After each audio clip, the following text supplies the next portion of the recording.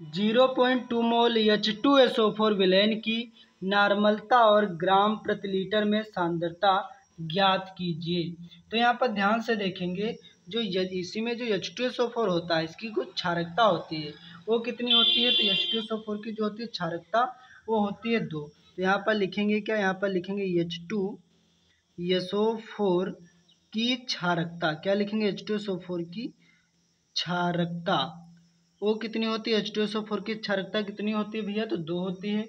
H2SO4 विलयन की मोलरता वो आपको दे रखी 0.2 है। तो यहाँ पर लिखेंगे क्या? यहाँ पर लिखेंगे H2SO4 विलयन की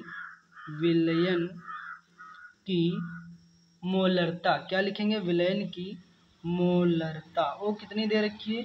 वो आपकी दे रखी है 0.2 मोल। क्या दे रखी है? 0.2 मोल दे रखी है।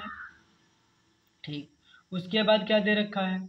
उसके बाद H2SO4 विलयन की क्या निकालेंगे? नॉर्मलता। तो यहाँ पर लिखेंगे H2SO4 विलयन की नॉर्मलता। नॉर्मलता को एन से भी लिखते हैं, नॉर्मलता।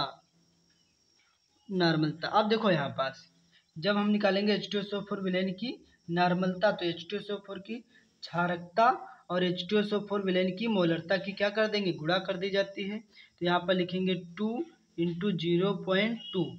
तो देखो 2 दूना कितना हो जाएगा? 4 हो जाएगा, 0.0 लग जाएगा। तो इसकी जो क्या निकलेगी? नॉर्मलता जो निकलेगी वो क्या निकलेगी? तो यहाँ पर लिखेंगे तुल्यांक और बटे लीटर। किस में निकलेगी? तुल्यांक बटे लीटर में निकल जाएगी। इसी तरीके से भाई क्या होता है? अब लिखेंगे H2SO4 का निकालेंगे भार। H2SO4 का अणुभार। क्या निकालेंगे? H2SO4 का अणुभार। अब देखो H2SO4 का अणुभार कितना होता है?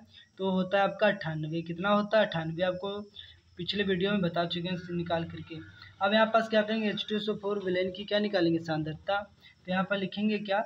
लिखेंगे H2SO4 विलयन की सांद्रता। तो यहाँ पर लिखेंगे H2SO4 विलयन की सांद्रता। इसकी क्या निकालेंगे भाई? सांद्रता निकालेंगे। तो सांद्रता में क्या होता है? सांद्रता में यही होता है कि ये जो क्या है, H2SO4 विलयन की मोलरता और क्या H2SO4 अणुभार की क्या कर देंगे भाई? गुणा कर देंगे। तो यहाँ पर बराबर में लिखेंगे क्या? लिखेंगे H2SO4 विलयन की मोलरता वो कितनी दे रखी है? 0.2 इंटू H2SO4 का अणुभार। अणुभार कितना दे रखा है? वो दे रखा है 98। अब देखो यहाँ से क्या होगा? अब यहाँ क्या करेंगे? गुणा कर लेंगे। तो यहाँ से गुणा करेंगे देखो, तो 8 दूना 16 कितना हो जाएगा? 6 यहाँ से चला 1, 9 दूना 18 और 1 कितना हो जाएगा? 19। पॉइंट कितने संख्या के बाद लग जाएगा? एक संख्या के बाद लग जाएगा पॉइंट।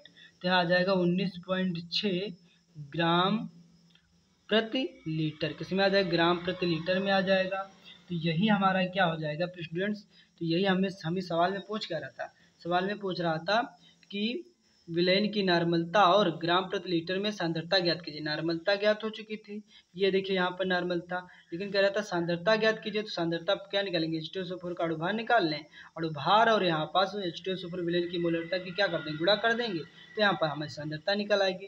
तो यही हमारा मित्रों राइट आंसर हो जाएगा।